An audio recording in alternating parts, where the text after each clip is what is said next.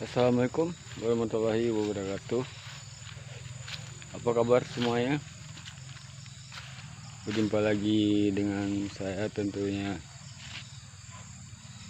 di channel Berkreativitas Tanaman dan Perkebunan.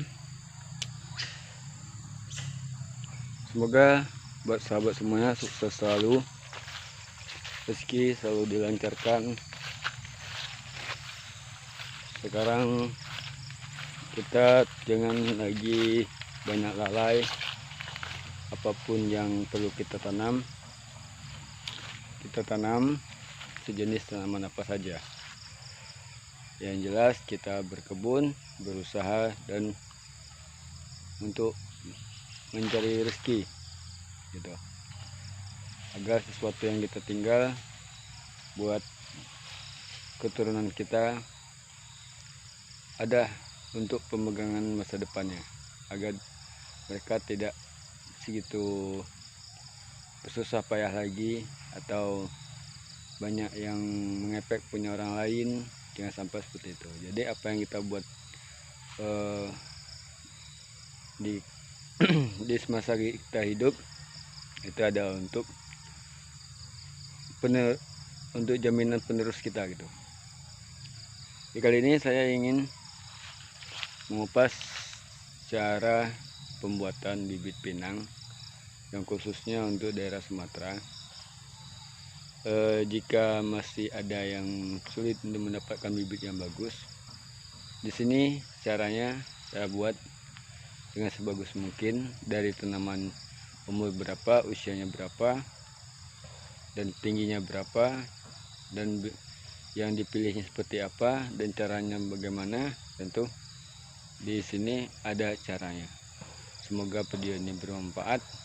Dan juga jangan lupa subscribe, like, share, dan komen. Mohon videonya jangan di skip agar tidak salah paham dan tidak salah fokus, agar kita bisa belajar mendapatkan suatu ilmu pengetahuan dari video yang saya buat ini sebagai motivasi dan solusi inspirasi buat kita semua.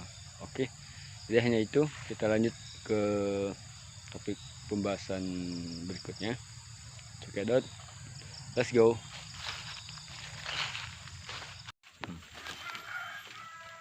Ini contohnya.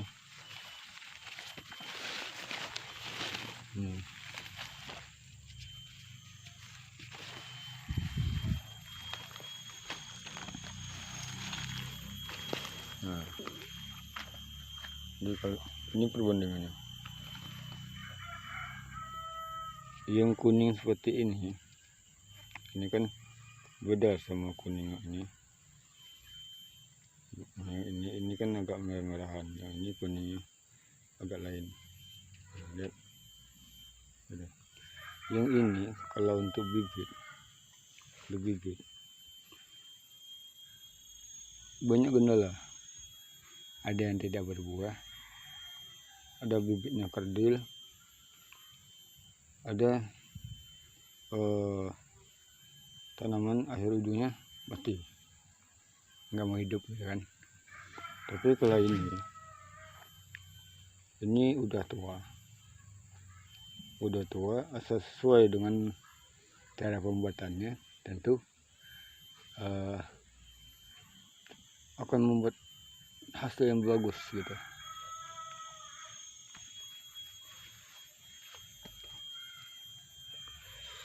Saya menggunakan tanaman bibit yang udah usianya tua. Ini pinang ini ditanam waktu saya berumur, kalau nggak salah sekitar umur 6 tahun atau 7 tahun. Sekarang ini pinang udah umur sekitar 25-an atau 20-an lah. Soalnya umur saya sekarang udah di kepala 31. Jadi ini saya zoom kurang kelihatan karena cuaca agak panas.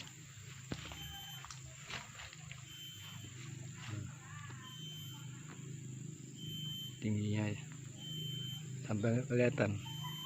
Ini sama bandingkan pohon karet, masih tinggi dia. Inilah contoh bibit yang saya tanam. Anak pinang yang tadi, pohon yang tadi banyak ini.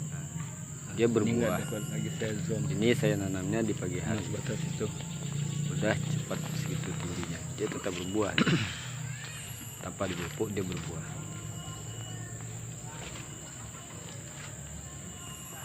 Ini juga.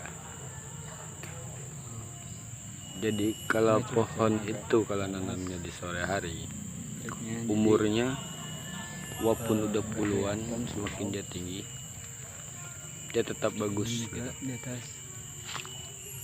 Jadi menjelang tinggi 16 meter 17 meter itu berpuluh tahun memakan waktu yang lama. Jadi itu keuntungan kita menanam di sore hari.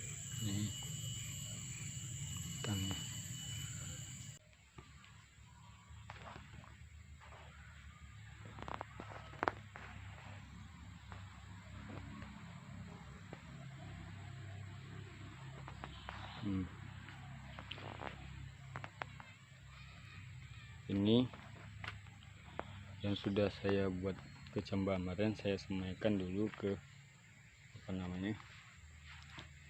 ke gelas plastik bekas minuman.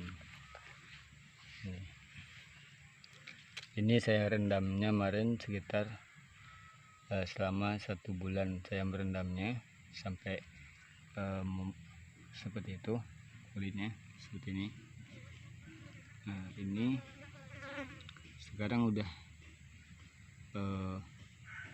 ada yang ibaratnya hidup. Ini yang hijau ini udah hidup dan normal. Ini masih ada mana ya,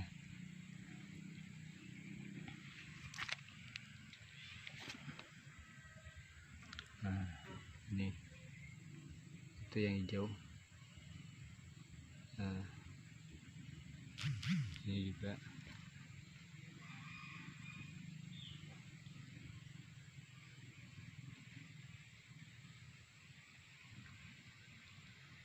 jadi seperti ini cara saya membuatnya. Sebelum saya pindahkan ke polybag, saya buat seperti ini dulu. Jadi yang saya jaga itu yang paling utama itu adalah akarnya. Jadi akarnya jangan sampai putus, makanya saya masukin ke sini sebelum memindahkan ke polybag.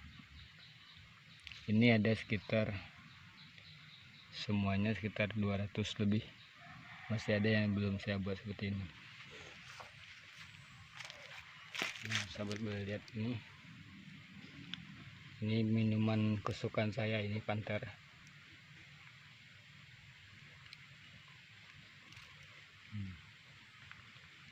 Itu sebelahnya sawit.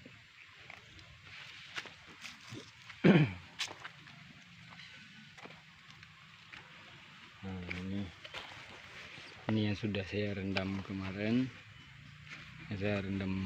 Tuh ini udah 3 mingguan ini direndam.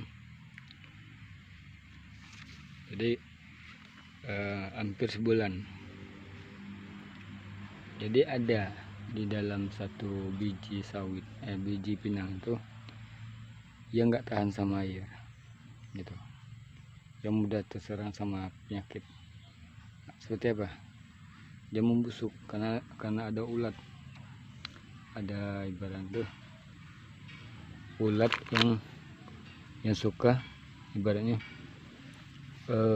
memakan biji pinang. Itu ada yang dimakan tuh pulurnya gitu, pulur yang bagian tengah. Jadi sekarang ini saya mengambilnya, ini banyak ini sahabat, jangan dikira dikit nih, jangan di dalam ember sama ini ada 100-an lebih.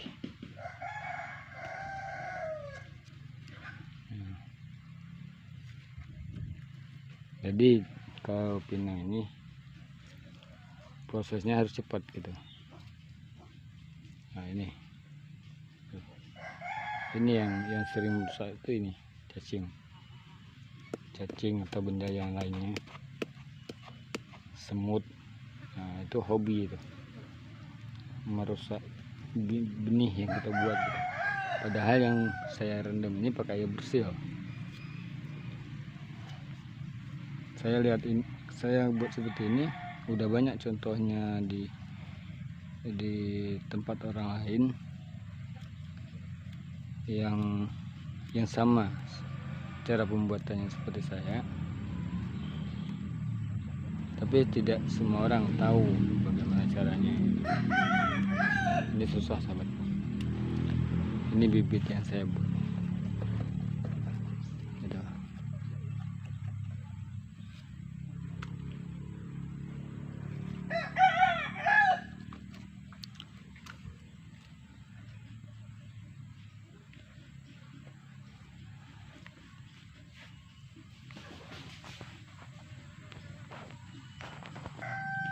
Jadi di sini saya menggunakan biji yang udah tua, jadi agar suatu hasil dan kualitas nantinya pada buahnya itu bagus hasilnya. Jadi kita jual ke tukang penampung alias tengkolak, jadi dia tidak susah gitu, dan tidak banyak cerewetnya gitu kan. Jadi tentunya dia membeli tanpa ada komen. Kenapa? Lihat barangnya bagus, boleh yang ada yang pakai sutiran itu boleh, tapi dipisahkan, jangan dicampur. Kenapa dicampur? Harganya jauh merosot karena disutir, jadi buah bagusnya nggak seberapa, jadi akhirnya harganya pun agak miring gitu. Tapi kalau dipisah tentu dia tetap memisahkan harganya juga gitu. Yang bagusnya sekian, yang kering, yang kelas B nya yang jelek gitu kan, ya, ibaratnya ada busuk-busuknya tengah, itu sekian harganya. Jadi yang buah mentah yang bulat sekian harganya. Jadi kalau dipisah, di waktu penjualan tetap terpisah. Jadi kalau di pabrik itu kalau udah dipisah seperti itu, tentu dia memisahkan juga gitu. Jadi yang bagusnya di sini, yang kelas B nya di sini, kelas C nya di sini. Nah ini ada perbedaannya. Biji yang udah saya rendam yang hidup itu seperti ini. Tadi kan nggak dapet gitu.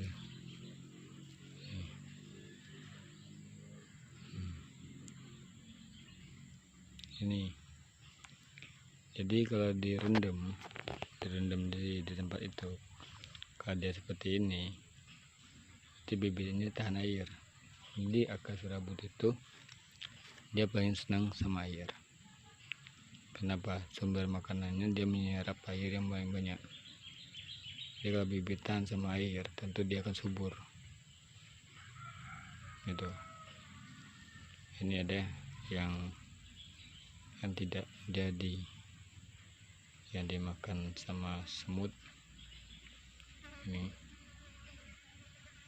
itu semut, dimakan sama semut, sama cacing atau sama yang lainnya. Jadi ini gagal kalau kayak gitu, padahal dia rendam sama rendam. Ini juga udah ada tanda kehidupan itu yang merah itu.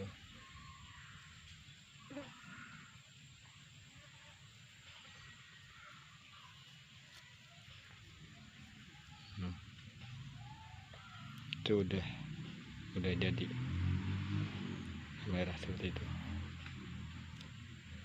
Jadi yang seperti itu langsung saya pindahkan ke situ, kayak gitu saya pindahkannya. Ini juga udah lihat yang putih itu udah berkecambahnya, bukan ibaratnya dijemur dulu, tapi saya langsung berendam sama 1 bulan dia langsung hidup, udah ada tanda kecambahnya. Nah, ini jadi saya buatnya seperti itu. Selesai proses tersebut baru saya pakai gitu. Itu setiap hari saya menyiramnya, tapi disiramnya waktu sore. Itu rencana saya, kalau udah hidup saya kasih air campur pupuk dikit gitu, lalu saya siram di situ. Jadi di depan saya ini biji yang sudah saya rendamkan 1 bulan yang lalu. Ini saya sengaja buat seperti ini karena belum saya siapkan polybagnya. Saya menunggu dia udah berkecambah seperti ini, jadi baru saya pindahkan ke polybag seperti ini. Ini ada sekitar 200 butir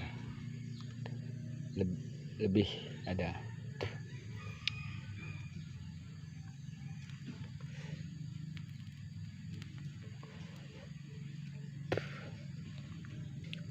Jadi ini hasil pembibitan yang saya buat.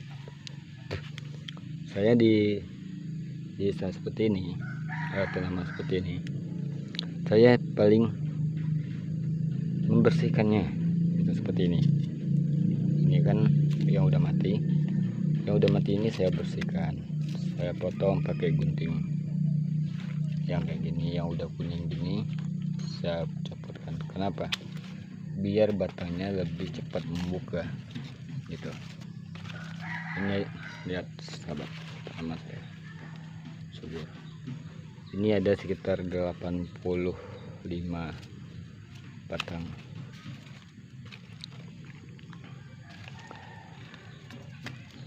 Jadi perawatan itu bukan di waktu tanaman udah besar, di waktu seperti ini wajib kita merawatnya gitu. Ini bekas kemarin saya membuat bibit sawit kemarin.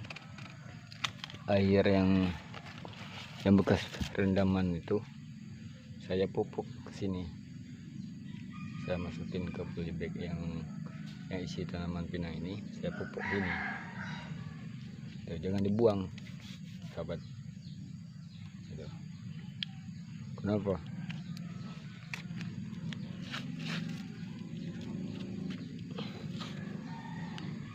Karena zat intisari dari tanaman itu, yang biji yang kita rendam itu, dia menyatu di dalam air ini, menyatu di dalam air. Itu kan biji yang kita rendam, dia kan membusuk itu. Makin lama kan kulitnya membusuk seperti yang barusan. Tentu air tadi itu udah mengandung berbagai gizi, zat yang di yang terdapat pada kulit pinang itu. Jadi jangan kita buang, kita buat untuk memupuk sawit ini. Jadi kita menggunakan pupuk alami gitu. Boleh di saat seperti ini kita menggunakan pupuk kotoran hewan, tapi kalau pupuk pakai yang urea boleh, tapi jangan kebanyakan, harus dicampurkan dengan air gitu. Kalau kebanyakan ntar mati gitu, tanamannya bisa mati.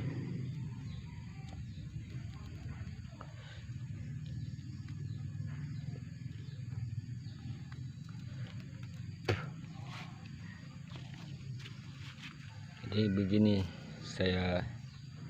pola saya membuat bibit dengan perawatan tersendiri. Orang pertanian juga seperti itu, dia membuat bibit terawat dengan baik. Makanya kalau bibit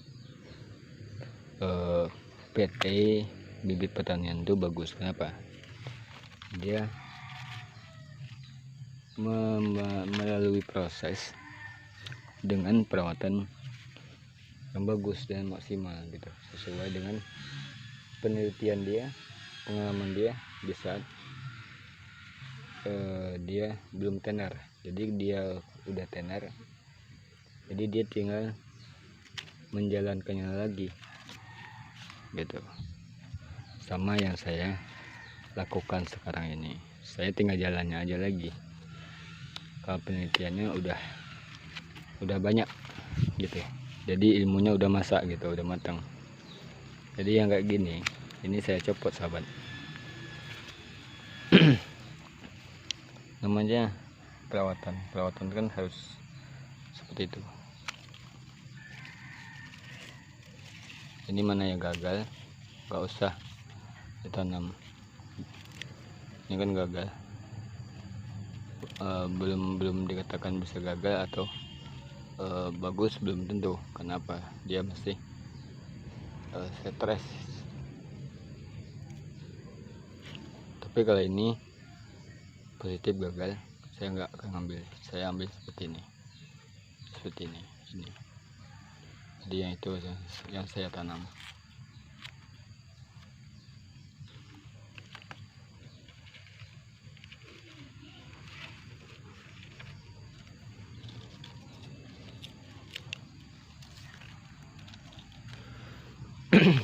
Ini depan saya ini ada biji rambutan unggul. Ini saya masukin ke sini. Jika nanti udah siap, saya pindahin lagi ke polybag baru gitu.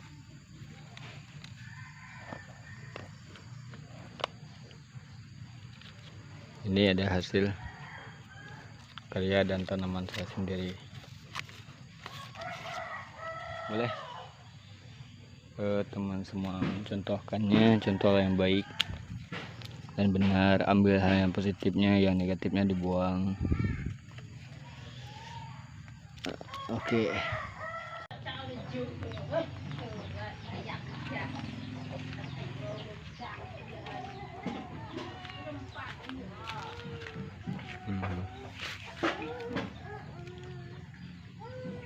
Ini udah bentuk.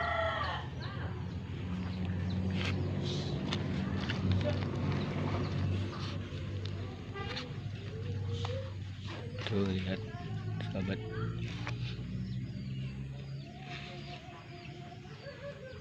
di dalamnya.